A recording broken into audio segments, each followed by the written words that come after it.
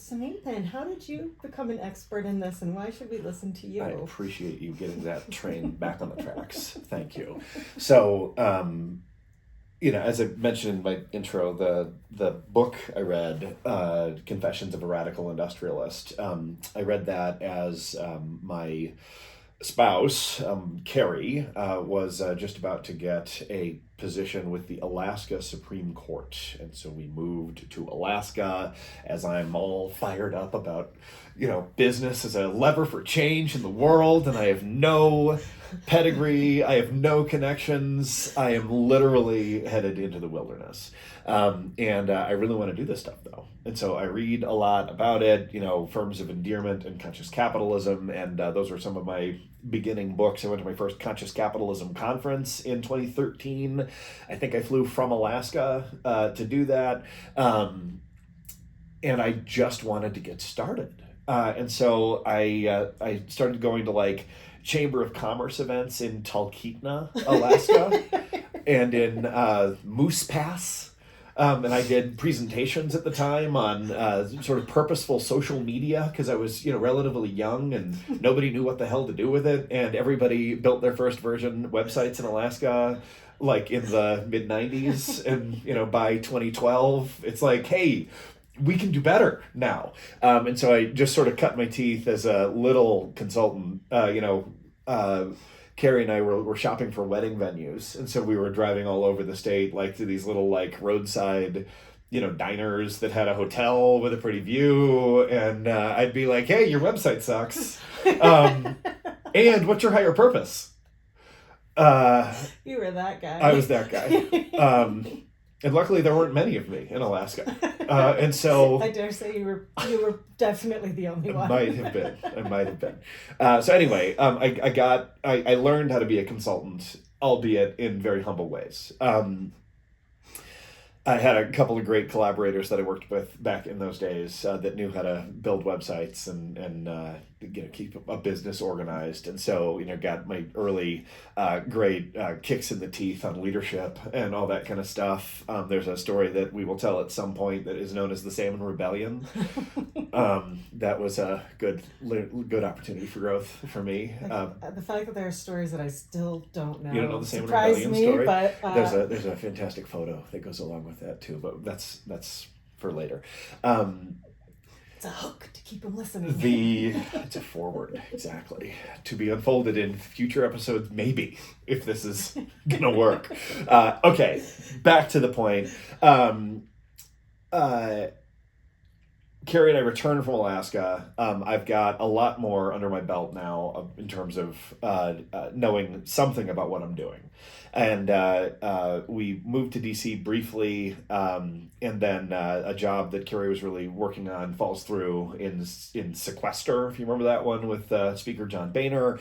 And she gets a phone call to go work with this law firm that's based in northern Michigan, in Lake Leelanau, northern Michigan. And she and I have never been to Michigan, I believe, let alone thought that we would want to move there. But at this point, it's kind of well, we got to do that. And so I leave a budding book of business in DC and yet again head to the hinterland where I know absolutely no one and I'm going to have to just effing figure it out.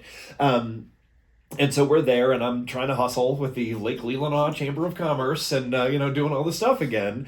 And she wants to go on this camping trip to South Manitou Island. It's the last weekend of the year that the ferry goes from Leland, Michigan to South Manitou Island. And I'm like, no way! I have to figure out how to build my little consultancy and try to do something worthwhile with my life. And but destiny. But she's like, come on, let's just go. Fine. So we go, and that night, we walk up to this fire ring that is shared by a couple of different campsites, and there's some folks there, and like we do. Steve Irwin or David Attenborough, my little alligator of the interface story around the campfire. And This would be a good moment to say that if you're listening to the audio version of this, there's also a YouTube version, which is going to be sort of boring, but we have some graphics and apparently some funny hand motions, and so that's good. But the gentleman that was around the campfire was Mike McFall. And Mike McFall, I had no idea who he was. He is the co-founder of Big B Coffee. I didn't know what that was either because I had just gotten to Michigan. But on the boat on the way home, he gave me his business card and said that he'd like to talk further. And so I Googled him, and holy smokes, this is like a real CEO. You know, he's got $100 million company, and he wants to talk further. And so I'm pretty excited. And so we get on the phone, and he talks about being really inspired by this notion of having a real higher purpose that the company could achieve in the world. And I talked with him a little bit about, you know, what his business was like and what his what he was into. And we hatched the seed of this thing where at the time they had like 3,500 baristas across the system. Mike and his co-founder Bob had both been kind of misfits in school. They were both told at different times that they'd never amount to anything. And it's because, you know, they didn't study hard. They didn't sort of fit the normal model of success. And now they were the most successful of literally anybody that was in either of their schools. Just this is them on the cover of this magazine right here. And he wondered what it would be like if in the formative ages, you know, late high school, early college, which is the ages of all their baristas, if there was a way that they could sort of have an experience that would have them, I guess, just feel that who they are is exactly who they should be. Right, that they didn't have to be different. That this was the thing. That would make if something like that had been there for Mike and Bob in those ages, they just would have avoided a lot of suffering. And he was like, I wonder if we could do something like that.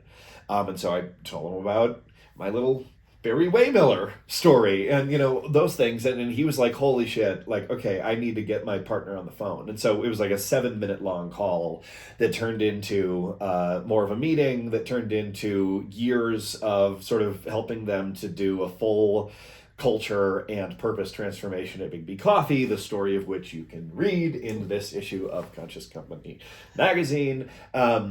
But that was sort of something that was pretty significant, and so then that opened up a whole different world of possibility for me as a consultant. After that, Conscious Capitalism asked me to write the consultant certification program that has now trained and certified a kind of a global contingent of consultants.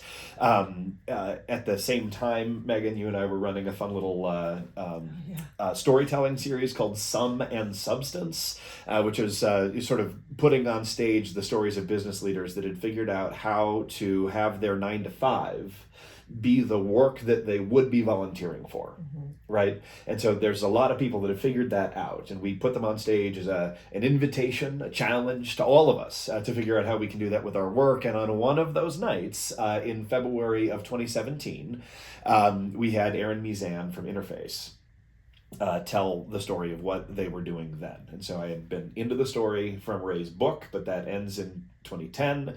Aaron told us what had happened in the then 7 years since that, and it blew my mind. It blew my mind anew. And so one thing led to another, and I approached Aaron about whether there could be a film made on that, and I was able to get the deal put together for the movie Beyond Zero, which is in this poster right over here. And props behind it. You know, it's part of the deal. So anyway, Beyond Zero was just a total experiment. I'd never made a movie before. I didn't know if it was going to work or not, but I knew that this story was the most powerful, most inspirational example of like business as a force for good, like honest to God, like not just CSR stuff, not just like a nice do-good program over here, but like at the core of the company, the revenue model is driving the change that the world needs, and it's doing it profitably. It's like, oh boy, if everybody could just study this, like the roadmap is there. Yeah. We know how to do this. And so I could tell that in keynotes and in consulting, but then the world would never change. So is there a way that we can get this out there bigger, broader? Let's try a movie. And holy smokes, didn't know it then, but it worked. So it's 14 languages now. It's being taught in hundreds of business schools around the world. Many very large companies in lots of different economies are actively using it to inspire their teams. because of the success of that film, there are now more films that are in production that have full budgets, which that one did not, which is nice. And so now I'm really able to get in pretty deep on a lot of the really phenomenal, best known stories of people that are really trying to code those system upgrades for capitalism, to have it do all the incredible things it does without the quote unquote negative externalities, also known as the things that suck.